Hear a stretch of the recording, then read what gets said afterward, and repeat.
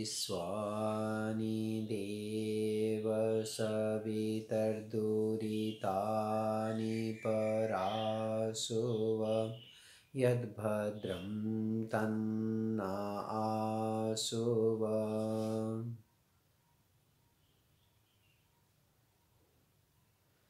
समादरणीय महानुभाव, पुजारी विज्ञा मातृशक्ति,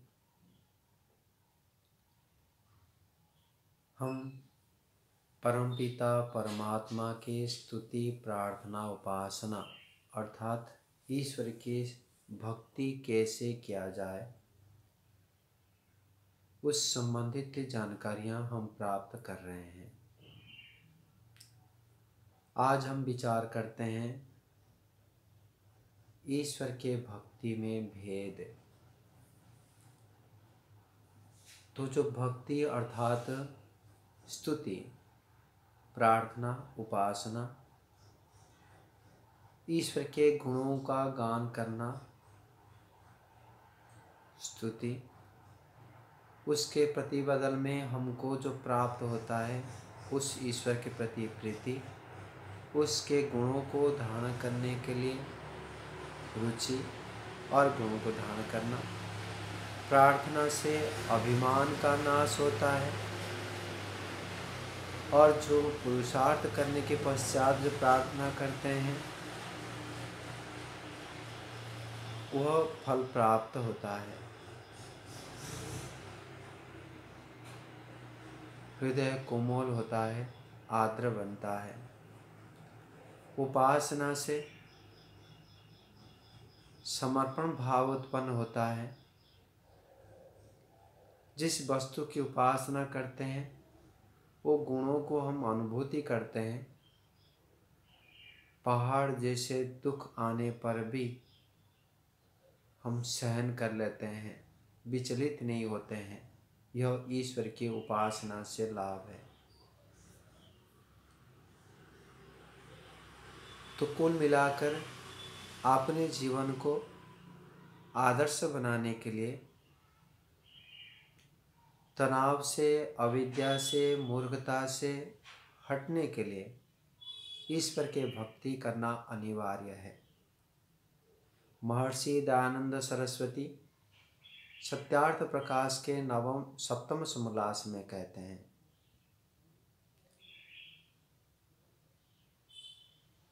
ईश्वर के भक्ति व उपासना करने से हम कृतघ्नता रूपी जो पाप है उससे वंचित हो जाते हैं। क्योंकि कृतघ्नता इतना बड़ा पाप है जिसका कोई प्रायश्चित नहीं है। महाभारत में ये आता है पंक्ति कि कृतार्थम ही अकृतार्थानां मित्राणां न भवन्ति ये तान् मृतान् अपि कृष्यादाः कृतघ्नतार्थ उपभुंज्यते। अर्थात जो कृतघ्न व्यक्ति है ये इतने भयंकर पाप होता है, उसके मृत शरीर को हिंसक प्राणी भी नहीं खाते हैं। अर्थात जो कुछ ये सबसे बड़ा पाप है। अभी कृतज्ञता और कृतज्ञता, कृतज्ञता उसको कहते हैं जो प्राप्त करने के पश्चात मुझे प्राप्त हुआ है यह स्वीकार करते हुए दाता के प्रति कृतज्ञता प्रकट करना, धन्यवाद को प्रकट करना।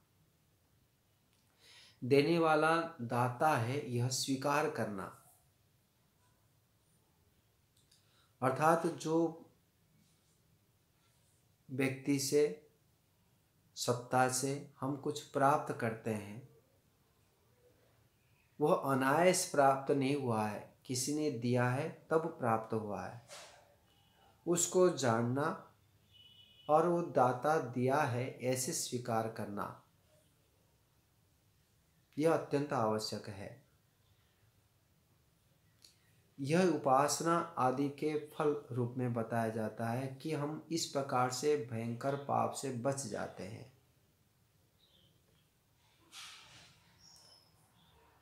और जो व्यक्ति ईश्वर के उपासना नहीं करते, स्तुति प्रार्थना उपासना नहीं करते, वह कृतघ्न और महामूर्ख भी होते हैं, ऐसे महर्षि की भाषा है। महामूर्ख अर्थात जो उपलब्ध है उसको न चाहना, उसको ही मूर्खता कहते हैं। जो मेहनत चाहते हुए मेहनत करते तब वो प्राप्त हो जाता, और हम लोग उसको नहीं चाहते हैं तो ये मूर्खता है। तो हमारे जो ईश्वरीय गुणों को धारण करने से सुख प्राप्त होता, शांति को प्राप्त होती, तब वो यदि हम पुरुषार्थ नहीं करते तो हम वहाँ मूर्ख ही बने। तो इसलिए हमको ईश्वर की स्तुति प्रार्थना उपासना करना चाहिए। उसके फल के विषय में विस्तार में हम चर्चा करेंगे।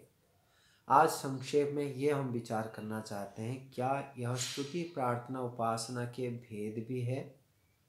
तो उत्तर है कि भेद है।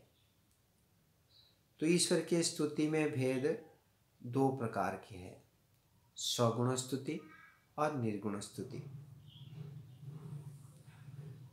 सभी संसार के वस्तु के प्रति सगुण स्तुति निर्गुण स्तुति हो सकता है। तो किसी वस्तु के जो गुण है, उस वस्तु के उस गुणों से युक्त कहना बताना, उसको कहेंगे सगुण स्तुति। उस वस्तु में जो जो गुण नहीं है, वह गुण नहीं है बोल के कहना, वह निर्गुण स्तुति है। जैसे गुलाब के फूल में सुगंध है, ये कहना सगुण स्तुति।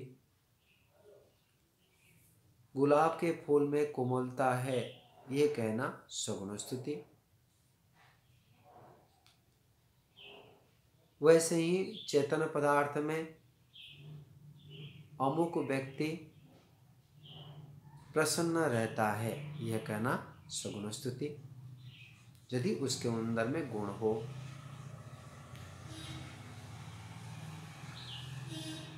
हम जीवात्माएं चेतन है, यह सगुण स्तुति, चेतन गुण है। वैसे ही परमपिता परमात्मा के सगुण स्तुति। ईश्वर चेतन है, सगुण स्तुति। ईश्वर आनंद स्वरूप है, सगुण स्तुति, आनंद है ईश्वर के अंदर में। और निर्गुण स्तुति उसको कहेंगे जो जो गुण उसमें नहीं है। ईश्वर सर्वज्ञ है, ये सगुण स्तुति। परंतु जो गुण नहीं है, जैसे कि गुलाब फूल जो है उसके अंदर में इच्छा गुण नहीं है, फूल के अंदर में इच्छा गुण नहीं है, तो ये गुण का अभाव है। गुलाब फूल में द्वेष गुण नहीं है, ज्ञान गुण नहीं है। वैसे ही हम जीवात्मा के अंदर में सर्वज्ञता गुण नहीं है, सर्वशक्तिमान गुण नहीं है। तो ये नहीं है जो कथन कहा जाता है, उसको निर्गुण स्तुति कहते हैं, जो गुण से रहित स्तुति। ऐसे ही ईश्वर के निर्गुण स्तुति। ईश्वर कभी जन्म नहीं लेता है, जन्म नहीं लेता है, जो नहीं शब्द आने के कारण से अजन्मा, तो इसी कारण से इसको कहेंगे निर्गुण स्तुति। ईश्वर की कोई सीमा नहीं है, काल की दृष्टि से भी सीमा नहीं है, स्थान की दृष्टि से भी सीमा नहीं है, वह अवधि के दृष्टिकोण से नहीं है, इसलिए ये निर्गुण स्तुति। ईश्वर में कोई विकार नहीं होता है शरीर के समान। शरीर में विकार होता है, ये शरीर के सगुण स्तुति। और विकार नहीं होता है ईश्वर में, वो ईश्वर के निर्गुण स्तुति। ईश्वर कभी उत्पत्ति हुआ नहीं है, ईश्वर कभी मृत्यु को प्राप्त नहीं करते हैं, ईश्वर कभी बुढ़ापा नहीं आता है, ईश्वर के अंदर में शब्द स्पर्श गंध आदि गुण नहीं है। तो इस प्रकार से जो नहीं है कहते हुए हम स्तुति करेंगे। हे प्रभु, आप आकार से रहित निराकार है, आप अंत से रहित अनंत है। हे प्रभु, आप विकार से रहित निर्विकार है। हे प्रभु, आप आदि से रहित अनादि है, आपके रूपवान नहीं अनुपम है, आप जरा से रहित है अजर है, आप मरते नहीं हैं, मृत्यु को प्राप्त नहीं करते हैं, आप अमर है। ऐसे ही अजर अमर अभय आदि जो हम स्तुति करते हैं उस स्तुति को कहेंगे निर्गुण स्तुति। वैसे ही ईश्वर के सगुण स्तुति है। प्रभु, आप आनंद स्वरूप है, यह सगुण स्तुति हुआ। वह आप सर्वशक्तिमान है, सगुण स्तुति हुआ। आप न्यायकारी है, न्याय करते हैं, वो न्याय के कारण से वह सगुण स्तुति हुआ। तो इस प्रकार से ईश्वर के गुणों को धारण कर, गुणों को हमने चिंतन करते हैं, मनन करते हैं और स्तुति करते हैं, बोलते हैं, कहते हैं। सच्चिदानंद स्वरूप, सर्वशक्तिमान, न्यायकारी, दयालु, सर्वाधार, सर्वेश्वर, सर्वव्यापक, सर्वांतर्यामी, ये हो जाएगा। सनातन, शुद्ध, सृष्टिकर्ता, करने वाला है, जो है कहते हैं उसको कहेंगे सगुण स्तुति। तो इस प्रकार से जो गुण रहित है उन गुणों को रहित कहना वह निंदा नहीं है, वो निर्गुण स्तुति है। और जो गुणों से युक्त है उस गुणों को युक्त कहना वो सगुण स्तुति है। और जो नहीं है कहना वो निंदा है, वो स्तुति से विपरीत है। जैसे कि ईश्वर जो है वह चेतन है, हम उसको जड़ मानेंगे और जड़ कहेंगे तब वह निंदा हो जाएगा, स्तुति नहीं होगा। वस्तु का यथार्थ स्वरूप को न कहते हुए विपरीत स्वरूप का कहते हैं, कहना वो निंदा है, वो स्तुति नहीं है। ईश्वर जो चाहे वह कर लेते हैं ऐसे कहना वो निंदा है, वो ऐसा नहीं है। तो उसी प्रकार से संसार में और जो हम व्यवहार करते हैं उसको हम देखेंगे कि परमपिता परमात्मा को हम कैसे मानते हैं, उनके गुणों को स्तुति करते हैं व निंदा भी करते हैं, वो भी विचार करना चाहिए। उसी प्रकार से परमपिता परमात्मा की प्रार्थना भी दो प्रकार की है। प्रार्थना निर्गुण प्रार्थना और सगुण प्रार्थना। तो सगुण प्रार्थना किसको कहते हैं कि हम बता चुके हैं। तो जो याचना करना है, पूर्ण पुरुषार्थ के उपरांत किसी भी उत्तम पदार्थ के लिए जो याचना करते हैं और अनुत्तम पदार्थ कर्म के लिए जो याचना करते हैं। एक चोर प्रार्थना करता है, हे प्रभु मुझे ये चोरी कार्य करने में समर्थ करना, सहयोग करना, ये प्रार्थना नहीं कहा जाएगा। तो प्रार्थना उसको कहते हैं जो धर्म पूर्वक पुरुषार्थ पूर्वक याचना किया जाता है, उत्तम कर्मों के लिए याचना किया जाता है, उसको प्रार्थना कहते हैं। तो प्रार्थना में भी दो प्रकार की भेद, सगुण प्रार्थना और निर्गुण प्रार्थना। तो सगुण प्रार्थना तो हम जैसे प्रार्थना करते हैं, हे प्रभु आपके अंदर में विज्ञान है, हमें भी विज्ञान प्रदान करें। तो ये स्तुति हो गया, विज्ञान है, हमके विज्ञान प्रदान करे, ज्ञान प्रदान करे। तो ज्ञान जो प्राप्त करना चाहते हैं उसको कहेंगे वो प्रार्थना, सगुण प्रार्थना, गुणों को प्राप्त करने के लिए इच्छा करते हैं। संसार में व्यक्तियों से भी प्रार्थना करते हैं। एक आचार्य के पास शिष्य जाता है, हे आचार्य मुझे विद्या प्रदान करें। तो इन विद्या को जो चाहना है मेरे पास नहीं, मैं चाहता हूँ, मुझे विद्या चाहिए, इसको कहेंगे सगुण प्रार्थना। और वैसे जो निर्गुण प्रार्थना होता है कि मुझे ये नहीं चाहिए, मेरे से कृपया हटा दीजिए, तो इस प्रकार से नहीं चाहिए कहना, इसको कहेंगे निर्गुण प्रार्थना।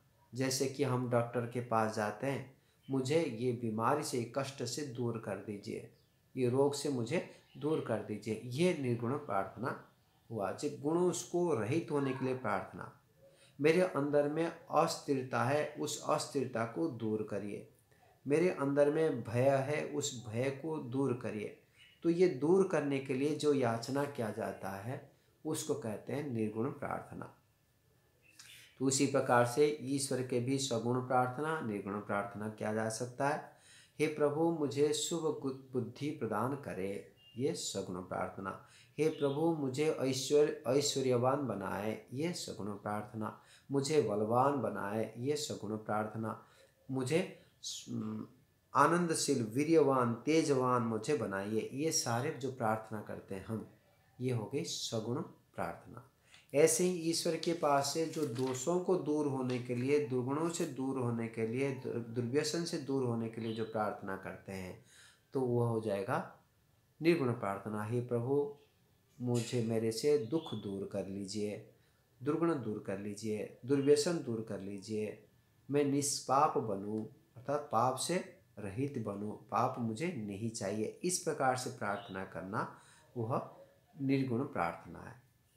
तो ईश्वर के प्रार्थना करने से अभिमान के नाश, आत्मा में आर्द्रता, गुणों को ग्रहण करने के लिए पुरुषार्थता की शक्ति बढ़ना और उन जिस विषय को याचना करते हैं वह प्राप्त हो जाना। इस प्रकार से ईश्वर के प्रार्थना करना चाहिए। परंतु ऐसे हम प्रार्थना ना करें कि प्रभु मेरे ये शत्रु का विनाश हो जाए, मेरे पड़ोसी का विनाश हो जाए। इस प्रकार से प्रार्थना नहीं होना चाहिए, वो अनुचित है। प्रार्थना हर समय सभी के कल्याण करने के लिए हो, सबके दुख शांति को, आनंद को प्राप्त करने के लिए हो, वैसे ही प्रार्थना करें। अभी हम स्वयं देखें, मेरी प्रार्थना मैं किस लिए करता हूँ? मेरे आत्मा के उन्नति करने के लिए, साथ साथ समाज के, राष्ट्र के सुख शांति वृद्धि हो, संस्कृति की रक्षा हो, इसके लिए यदि हम प्रार्थना करते हैं तो वो यथार्थ है। उसी प्रकार से उपासना भी दो प्रकार के होते हैं, निर्गुण उपासना और सगुण उपासना। उपासना कह चुका हूँ, उपासना पास में बैठना। तो सगुण उपासना भी जैसे कि जिस वस्तु का जो गुण है उन गुणों को धारण करना, उस गुणों को गुण मानना, उसके सानिध्यता को प्राप्त करना, वह सगुण प्रार्थना है। जैसे कि जड़ पदार्थ में चीनी में मिठास है, तो मीठा गुण है, तो चीनी में मीठा गुण है मानते हुए उसको हम खाते हैं। तब वो जो ग्रहण करते हैं, हमको मीठा चाहिए तो मीठा हम चाह रहे हैं और उसको प्राप्त कर रहे हैं, तो उसके चीनी की उपासना हो रही है। अग्नि में उष्णता है और अग्नि के पास में बैठे हुए हम अग्नि के उष्णता को ग्रहण कर रहे हैं, तो अग्नि का उपासना हुआ। ये हो गई सगुण उपासना, गुणों से युक्त होते हुए उसके निकट में बैठना। निर्गुण उपासना अर्थात जो वस्तु जैसा है उस पदार्थ से हम उस गुणों से रहित होना चाहते हैं, उससे संपर्क से रहित होना चाहते हैं। जैसे जड़ पदार्थ में चीनी जो है वह तीखा नहीं है, तो चीनी में तीखापन अभाव है, तो तीखापन अभाव मानते हुए हम ग्रहण कर रहे हैं। तीखा मुझे नहीं चाहिए, तीखापन नहीं है, ये मानते हुए जब स्वीकार करते हैं, ग्रहण करते हैं, उसके सेवन करते हैं, उसको कहेंगे उस चीनी का निर्गुण उपासना। अग्नि में शीतलता नहीं है, शीतल जल में उष्णता नहीं है, ऐसे मानते हुए उसको प्रयोग करते हैं, उसके सानिध्यता को प्राप्त करते हैं, तब इसको कहेंगे निर्गुण उपासना। गुणों से रहित होकर पास में बैठना, जो गुण नहीं है उस गुण नहीं है मानते हुए, स्वीकार करते हुए उसके पास में बैठना। तो ऐसे ही परमपिता परमात्मा आनंद स्वरूप है और हम आनंद में तृप्त डूबे हुए हैं, इस भाव से हम उपासना करते हैं, तब यह सगुण उपासना है। और ईश्वर के अंदर में दुख नहीं है, तो दुख नहीं है मानते हुए जो उपासना करते हैं, प्रभु आप तो उपद्रव से रहित है। तो उपद्रव से रहित होते हुए हम अपने को शांत करते हैं, उपद्रव से रहित होते हैं, तब इसको कहेंगे ईश्वर के निर्गुण उपासना। हाँ, निर्गुण उपासना, उपद्रव से रहित। ईश्वर सुख स्वरूप है, आनंद स्वरूप है, ज्ञान स्वरूप है, न्यायकारी है। इस प्रकार से गुणों को अनुभूति करते हैं हम, व उस गुणों के सानिध्यता को प्राप्त करते हैं, उस गुणों को धारण करने के लिए तत्पर होते हुए धारण कर रहे हैं, तो उसको कहेंगे सगुण उपासना। और जो गुण रहित है, उस गुणों से रहित मानकर हम उपासना करते हैं, सानिध्य में रहते हैं, तो उसको कहेंगे निर्गुण उपासना। देखिए, सगुण स्तुति, सगुण प्रार्थना और सगुण उपासना, और निर्गुण स्तुति, निर्गुण प्रार्थना, निर्गुण उपासना एक ही सत्ता में किया जाता है। जो गुण से युक्त है इसलिए वह सगुण है, और गुण से रहित है इसलिए निर्गुण है। ऐसे मानते हुए कुछ लोग ऐसे कहते हैं कि ईश्वर सगुण भी है, निर्गुण है, आकार होने से सगुण है, निराकार होने से निर्गुण है।